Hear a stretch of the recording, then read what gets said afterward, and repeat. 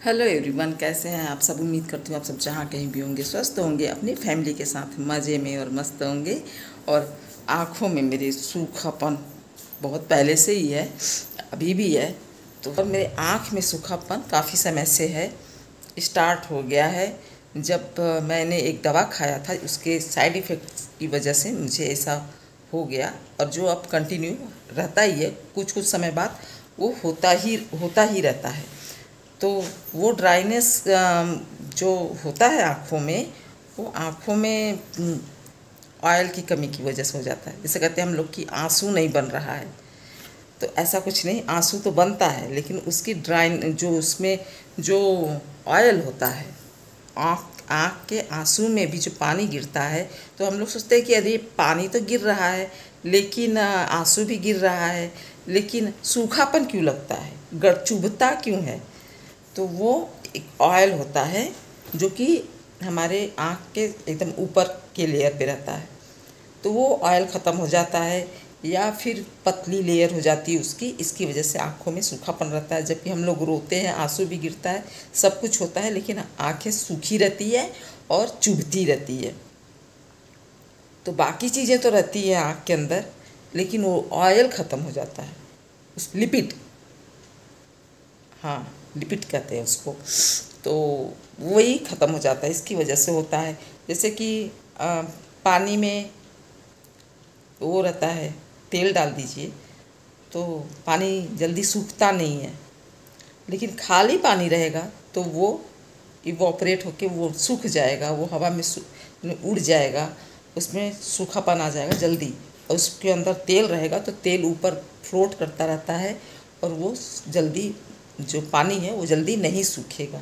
तो इसी तरह से वो लिपिड जो है हमारे आँख के ऊपर एक लेयर बनाता है, जिससे कि हमारी आँखों के अंदर जो पानी रहता है, उसके अंदर जो पानी रहता है वो सुरक्षित रहता है। तो हम लोगों को सूखापन नहीं महसूस होता है। लेकिन जब वो लिपिड ख़त्म हो जाता है तो पानी जल्दी जल्दी सूखने लगता है, कि उसमें हवा लगता है तो एहसास होता है, क्योंकि लिपिड नहीं रहता है और पानी जो है वो हवा के संपर्क में आएगा, या खुला आँख रहेगा तब संपर्क में आएगा, तो वो जल्दी सूख जाता है आँख का पानी। तो इसकी वजह से सारी दिक्कतें होती हैं।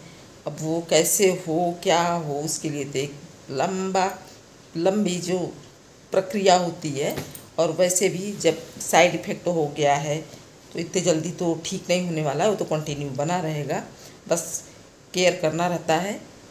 और मेरी आँख में भी राइट वाले में हो जाता है ज़्यादा, लेफ्ट वाले में कब, जब मैंने वो दवा खाया हुआ था तो ही 1-2 दिन के अंदर ऐसा हो गया। बहुत बुरा दिन था, लेकिन रोशनी भी चली गई थी आँख की, इतना इतना बुरा असर किया था उस दवा ने कि मुझे मेरी आँख की रोशनी चली गई थी। मुझे टच करके, मुझे कोई भी चीज़ को ऐसे महसूस करके चलना रहता था। घर के अंदर मैं छूती थी चीज़ों को, जज नहीं कर पाती थी कि कहाँ पे कैसे है, दीवार को छू छू के चलती थी। तो इतना बुरा असर किया हुआ था उस दवा ने। खैर अब तो ठीक हो गया है। और मैंने चने का दाल भिगाया हुआ था, ज़्यादा देर तक के लिए नहीं भिगाया था, बस इतना भिगा दिया था कि आराम से टूट जाए। और इसमें लहसुन की कुछ कलियां डाल दिया था मैंने, और मिर्चा, जो कि मिर्चा अभी मैं बाद में इसमें कट करके डालूँगी। करीब 1 से 1.5 मिर्चा मैंने डाला था, हरा मिर्चा। और इसके बाद इसको मैं मिक्सर ग्राइंडर में ग्राइंड कर लेती हूँ। ये इसी को काटा था मैंने, और क्योंकि ये बड़ा था तो इसको मैं काटा था, मैंने एक ही लिया था, और एक छोटा सा आधे का भी आधा रहा होगा उसको लिया था। और इसमें प्याज एक ग्राइंड करने के बाद इसमें प्याज मैंने डाल दिया है, सूखा ही ग्राइंड किया है, इसमें बिल्कुल पानी नहीं डाला था। और प्याज डाल के नमक और थोड़ा सा सब्जी मसाला, जीरा, सब डालकर मैंने इसको फ्राई कर लिया था इस कढ़ाई में। और फिर यहाँ मैंने ये लहसुन भूल गई थी, कढ़ी बनाया था जो, उसमें तड़का डालने के लिए मैं लहसुन डालना भूल गई। फिर बाद में मुझे ध्यान आया कि कुछ तो मैं भूल रही हूँ, कुछ तो मैं भूल रही हूँ। बहुत दिमाग पर, मतलब कुछ समय के बाद मुझे ध्यान आया कि ओफ, लहसुन नहीं डाला, बिना लहसुन का तो टेस्ट आएगा नहीं। तो इसमें मैंने सारे पंचफोड़न और मिर्चा से तड़का लगा दिया था। और उसके बाद मैंने इसमें वही जो बनाया था पेस्ट मैंने पकौड़ी बनाने का, उसी पेस्ट को मैंने घोलकर कढ़ी बना दिया था। और गर्मी इतनी है कि फ़ैन यहाँ चेयर पे मैंने लगाया हुआ है ताकि मुझे थोड़ी हवा मिले और राहत मिले। और उसी कढ़ी जो पाउडर जो चने का दाल था मैंने पीसा हुआ था, पेस्ट बनाया हुआ था, उसी को मैंने घोल कर कढ़ी बना लिया। और उसमें थोड़ा सा डालूंगी अभी दही। और ये रही पकौड़ियाँ। एक बार का थोड़ा सा नीचे से जल भी गया था क्योंकि मैं घूम घूम के काम भी करती रहती हूँ, तो इसकी वजह से कुछ न कुछ ऐसा गड़बड़ अक्सर होता ही रहता है। इधर मेरी कढ़ी बन रही है और मैंने खरबूजा अपने लिए काट कर रखा है, जो कि अभी तक स्टार्ट नहीं किया हुआ है। जब फुर्सत मिलेगा तब खाऊंगी इसको। और यहाँ दाल भी बनाया हुआ है थोड़ा सा। और ये मेरी पुरानी चाय सुबह की बची हुई है, तो मैं इसको फेंकी नहीं, उसको भी मैं पीऊँगी।